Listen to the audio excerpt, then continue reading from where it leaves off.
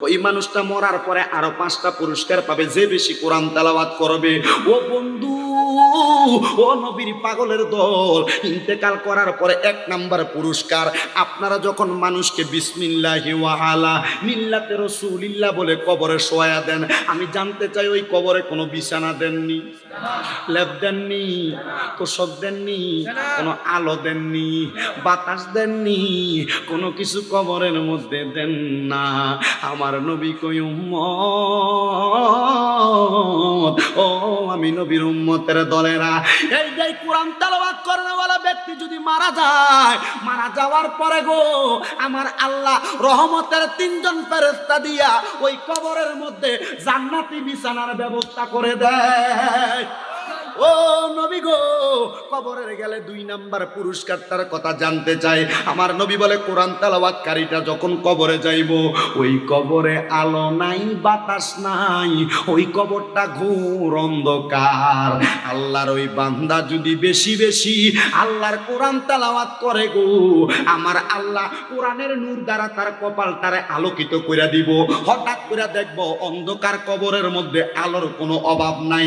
বান্দা একটা ডাক দিয়া বলবে, আল্লাহ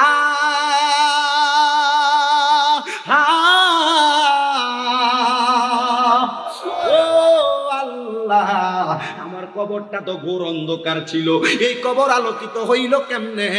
আল্লাহ ডাক দিয়ে কইব, বান্দা দুনিয়াতে যে তুমি কোরআন তেলাওয়াত করছো, ওই কোরআনের নূরের বরকতে আমি আল্লাহ তোমার কবরটারে আলোকিত বানাইয়া দিছি। 3 নাম্বার পুরস্কার কি? কবরে গেলে আমার আল্লাহর নবী ডাক দিয়া কই, উম্মতে মুহাম্মদী, ওই কবরে যাওয়ার পর তোমার 3 নাম্বার পুরস্কার কোরআন তেলাওয়াত যে দুনিয়াতে বেশি বেশি করবে। দুনিয়ার জমিন থেকে কবরে যাওয়ার পর আমার আল্লাহ পাকের ওই বান্দার প্রশ্ন হবে 3টা। 1 নাম্বার মান রব্বুকা, ওমান দিনুকা, ওমান হাজার রাসূল। এই 3টা প্রশ্ন যখন তোমাকে করা হবে, তুমি তোমার প্রশ্নের জবাব দেওয়া লাগবে না। আল্লাহর কোরআন বেশি বেশি যে তেলাওয়াত করবে গো, আমার নবী বলতেছেন, আমি নবীর ওই উম্মতকে বিনা প্রশ্ন ছাড়া তাকে জান্নাতে দেওয়া হবে। ইয়া রাসূলুল্লাহ, নবী গো, ও মায়ার নবী গো, জানতে চাই 4 নাম্বার পুরস্কারের কথা কবরে যাওয়ার পরে গো। আমার নবী বলতেছেন 4 নাম্বার পুরস্কারটা হইল আরো মজার।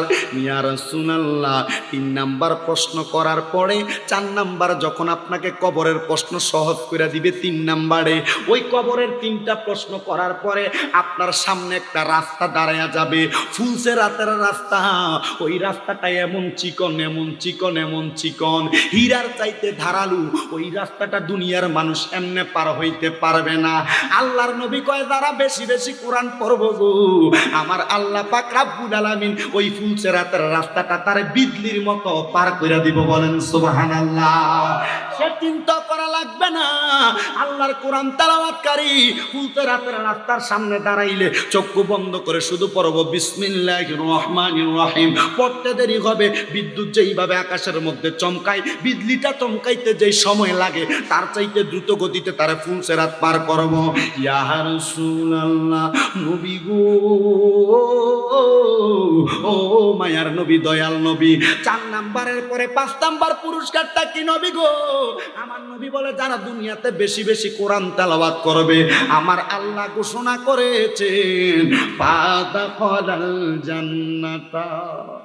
সুবহানাল্লাহ, জোরে বলবেন সুবহানাল্লাহ, জোরে বলবেন সুবহানাল্লাহ। কোরআন তেলাওয়াত করবে, তার কবরে যাবার পর সর্বশেষ পুরস্কার হলো সে জান্নাতে যাবে। বন্ধুরা রে আমার, যদি আমার আল্লাহ কোরআন তেলাওয়াতের কারণে এমন বরকত দেয়, এমন নিয়ামত প্রদান করে গো, আমরা সবাই আল্লাহর কোরআন তেলাওয়াত করতে চাই কি চাই না? কারা কারা চাই? 2 হাত তুলে আমার আল্লাহকে দেখায়া দেন। আল্লাহ কবুল করুক, জোরে বলেন আমিন।